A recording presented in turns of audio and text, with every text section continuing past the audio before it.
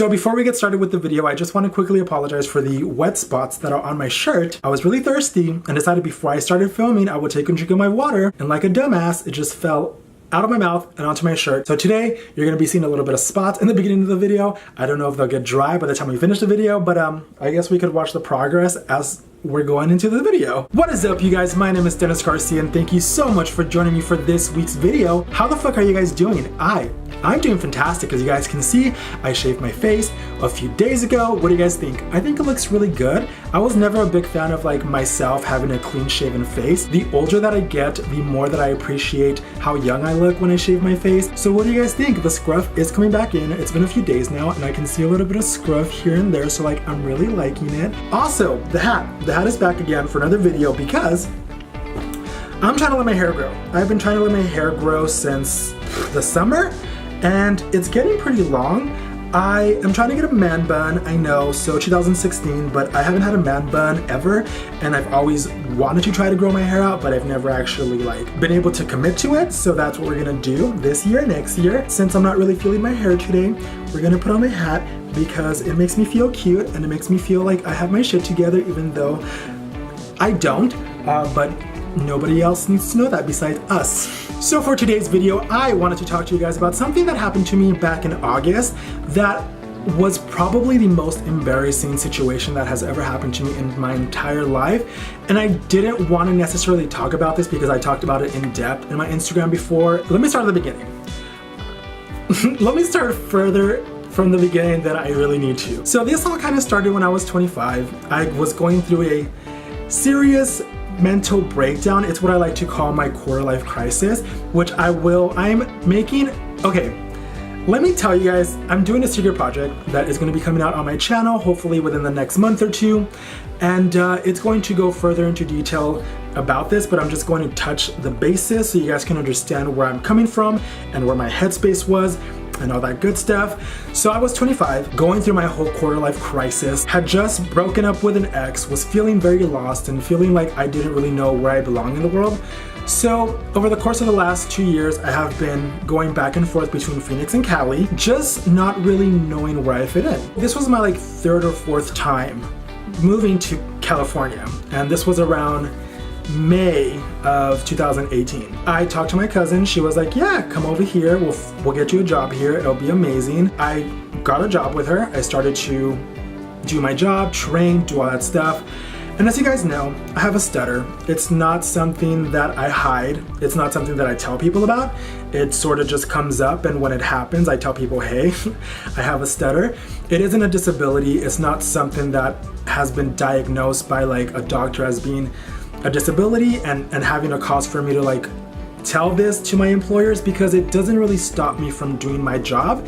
It may slow me down at times, and it may take me longer to do stuff where as if like talking to people or doing things on the phone, but it's not something that is considered a disability. So I was told that I didn't have to disclose this to people when I apply for jobs or when I go to job interviews, because you guys can see I'm talking to you guys right now. We're having a conversation and I'm fine. There are days when the stutter is much more prominent on some days than it is on others. Like today I'm feeling very calm and very chill, so like the stutter is very minimal. But if I get very anxious, stressed, nervous, angry, it flares up and I can't talk at all. It takes me longer to like process the words for things to come out of my mouth. When I had gone for the initial interview, obviously I was a little bit nervous. I didn't really know what to say, so I stuttered here and there. They didn't really tell me anything. I didn't tell them anything. And I got hired. I took the job and I came back to Phoenix, packed up all my shit the same day. I came back. I did like an 18-hour day of coming to Cali to do the interview, coming back to Phoenix to pick up my stuff, and then going back the same 2 days and starting my new life in California once again for like the 1800th time. I start training, and the training is a lot of like mental memory type of stuff. So I had to go through like the whole factory. I had to do a lot of like factory stuff. The actual job itself was like a phone call, customer care type of stuff. So I would handle a lot of questions that people had about the products that we sold or we we did, we built, manufactured. So I had to be aware of like what it is that we sold, so I would be able to tell the customers the correct information on the things we sold. So the first month, I focused mostly on trying to learn everything. So I would go to the factory, I would go to the back of the company and just kind of see how things were made, what were they called, what do we offer. I would have to go through each single part that we offered, because if a customer or anybody called in for like a specific part, I would have to know from the top of my head, it's this part number, write it down on the paper for the pickers to go and pick. So it was a lot of mental memory and just like learning things. After I got that down, it was time to get on the phones. And so the first time that I was told to answer the phone call, I was still very much new at my job. I was very much afraid, nervous, stressed, not at the actual job itself. The job itself was very easy.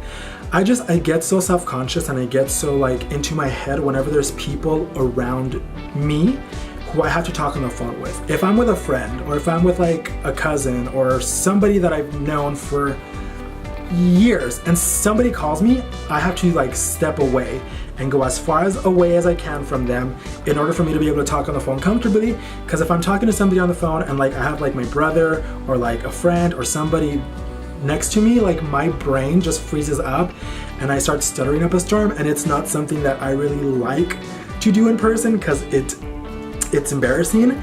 So when the boss was like, hey, so here's a call coming, can you answer it? And I answered and I was like, hi, thank you for calling so-and-so. My name is blah, blah, blah, how can I help you? And obviously I stuttered. The call itself, it went fine. I gave the person all the information that they were asking.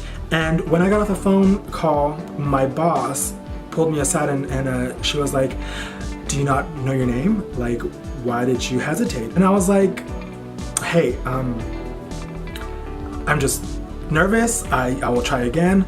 We'll see how it goes. Like, I'm really trying. And so she was like, okay, next call's coming up. Pick up that call. And she was literally on the phone with me on her desk, and I was a couple of desks in front of her, and she would like coach me on what to say.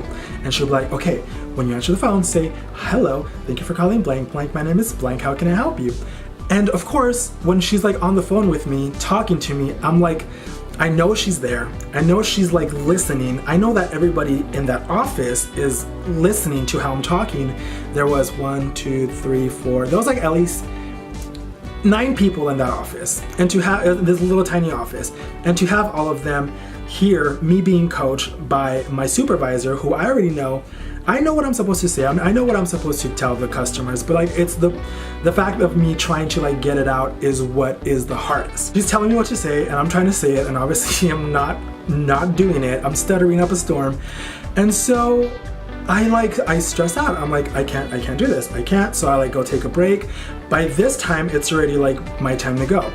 And my boss, she's like, well, I want you to take another call. And I was like, no, because it's time to go. And so I was like, hey, can we go talk in the back office?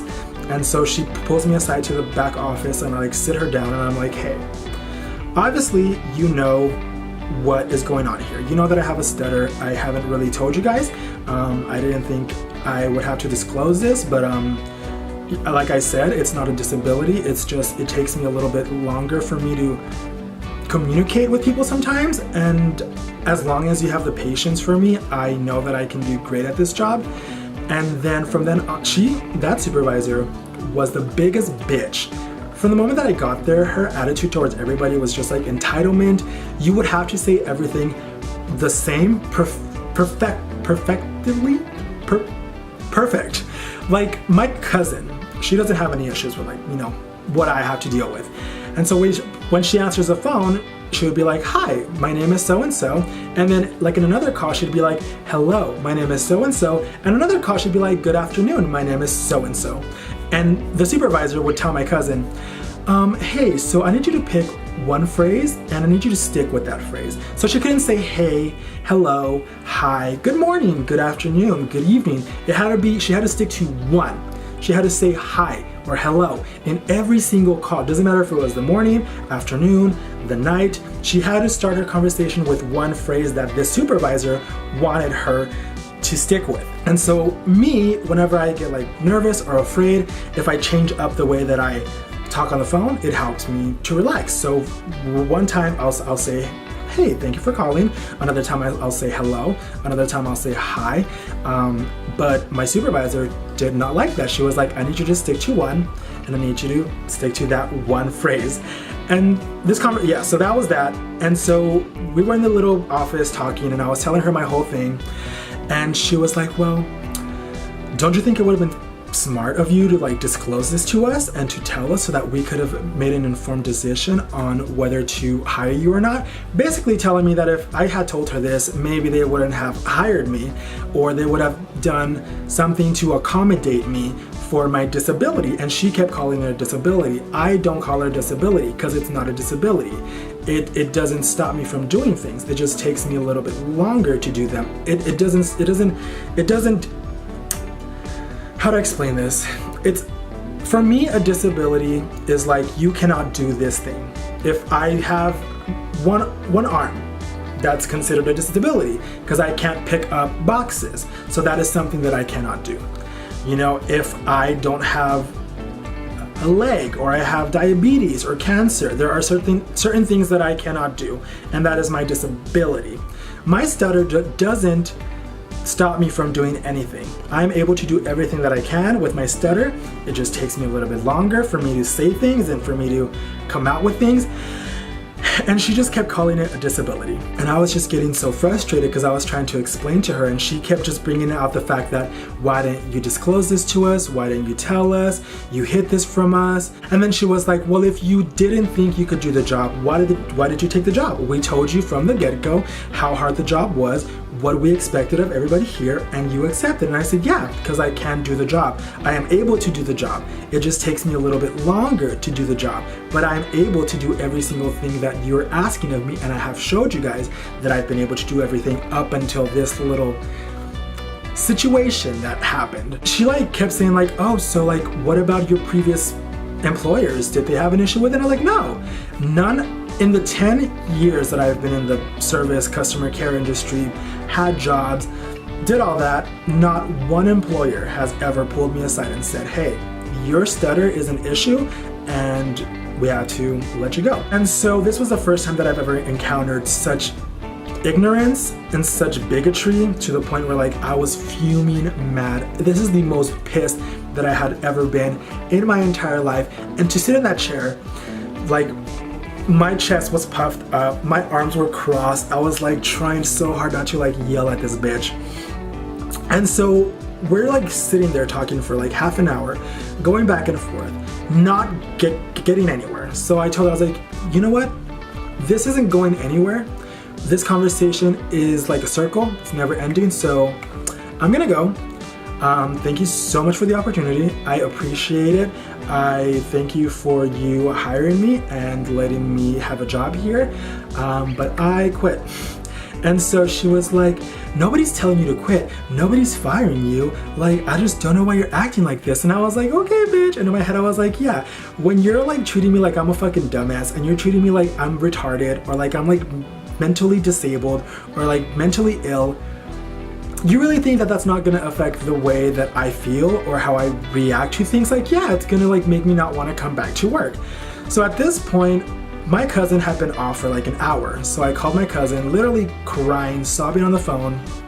And I was like, Lauren, I can't do this. I am like angry. This happened. I am embarrassed. I've never been so embarrassed in my life. And so she was like, just calm down, breathe. You know, tomorrow we'll go to work and we'll talk to the actual president of the office, and we'll talk to her supervisor, and we'll try to get this figured out. And at that point I was like, no, I'm not going back. I can't go back. I'm not going back to that job. I'm embarrassed. I am mortified. I'm ashamed to even like have this like stutter. And so I like hung up with her. I started packing up my stuff. I called my mom, and this was on the 10th of August, I believe. And I called my mom, and I couldn't breathe. I couldn't breathe talking to her. I couldn't like get out the, like what I was trying to say. And eventually I got to tell her everything. I told her what happened, and she was like, I don't even know why you left. Like, you had it all here. You had a good job here. You had like a good paying job. You had your bedroom. You had a place. You had everything here. She was like, come back. The door is open for you. Like, if you want to come back to Phoenix, you can like crash here for as long as you want, find a job here, and like start over again. Like, everything that I need is in Phoenix. And so I was talking to her. She was like making a lot of sense. So I packed up my shit, packed up my car, and around 6 o'clock that evening, I came back to Phoenix. Los Angeles rush hour traffic on a Thursday was insane. I didn't get home till like 2 in the morning. It took me like 8 hours to get here when it should have only taken like 5.5 or 6. So I get to Phoenix and I'm just like, I'm beat. I am like devastated. I'm embarrassed. Like, I'm exhausted mentally, physically, emotionally, spiritually. And I kind of fall into this depression for a month and a half, from the beginning of August up until like mid-September. I'm in this depression. I don't want to apply for jobs. I don't want to go out. I don't want to do anything. My cousin at this point had been texting me. My birthday was on the 21st of August, and a lot of people texted me, and she texted me. She tried to call me, and I like ignored her calls. I didn't want to talk to anybody. I closed myself off from a lot of people. And eventually, at the end of September, I said, fuck, I have to get out of this. I took the time to be sad. I took the time to be upset, but I have to get out of this. I have to get out of this anxiety, and I have to start applying for jobs again. I have a car, but I have to pay for that. It's right outside of my house. I can see it right there. And it is not expensive, but obviously in order for me to afford my car payments, I need to have a job and I need to have income. So I started applying for jobs, and I got a interview at a place around September 20 something, and I got hired. So I'm starting the whole process again of trying to get back out there and trying to not let this one situation affect the way that I look at people or the way that I look at jobs from now on. It was extremely embarrassing. It was something that I have never experienced before in a job. So getting back out there was definitely one of the hardest things that I've ever had to do. And I've gone through like depressive episodes for different things. When I was 24, I went through a really bad depression where like I called off of my job every single day. And it wasn't for my job. It was the story that I'll dive into when my new series comes out. And yeah, so like depression is a real fucked up thing, and some people just suck. People just suck, and it's bonkers. It's mind-boggling how fucked up some people can be and how awful some humans can act towards other humans. Like, there's no compassion, and there's no empathy, and it like just drives me fucking wild. But yeah, I'm getting back into the whole swing of things. I hopefully start training October 12th at my brand new job, which will be next Friday, and I'm supposed to get a call back regarding my like drug test and my background sometime this week or next week, which I hope I pass. My drug test, of course I'll pass. Like, I don't do drugs. My background check, I really don't know what they check for, because like I don't have any like criminal stuff. I've gone to jail, which I'll talk about in another video, but it wasn't like a criminal, it wasn't a felony. It was like very minimal, and I got that fixed and I got that solved. But I don't really know what they look for. I don't know what they check in these history background reports. So hopefully everything comes back okay. Hopefully I can start my job, and then hopefully I can start paying my car again. And yeah. Wow, that was a long, stressful story, guys. I'm sorry, I blab a lot. I talk a lot. I am the type of person, what do I have? I'm the type of person that like, once I get started on talking about a topic, I just don't stop. So if you guys like these type of videos, please make sure to give this video a thumbs up and leave me a comment down in the comment section below. I'm sorry, I have ADD. I swear I have ADD. It hasn't been diagnosed officially, but like this whole entire video, I have just been looking outside of my fucking room, just like looking at the cars pass by. There's like cats that are passing by. There's like birds, and I'm just like, the sky is so beautiful and nice, and it's bright and breezy today, and I love this weather, and I'm just like, I can't focus. I promise I'm not like this usually, guys. I promise I stare at the camera more than I don't right now. But yeah, aside from that, you guys, I hope that you guys enjoyed this video. If you did, please make sure to give me a thumbs up and leave me down in the comment section. Leave me a comment in the comment section below, letting me know if you've ever been discriminated against at a job or at a school, or if there was any situation where you were embarrassed by something that you couldn't change, your sexual orientation, your gender, your skin color, a disability, an abnormality. I want to know. I really want to know how many of you have experienced something like I have experienced, because it is humbling, to say the least. But aside from that, I hope that you guys enjoyed the video. You guys can follow me on all my social media accounts. All links to my social media accounts will also be down in the description box below.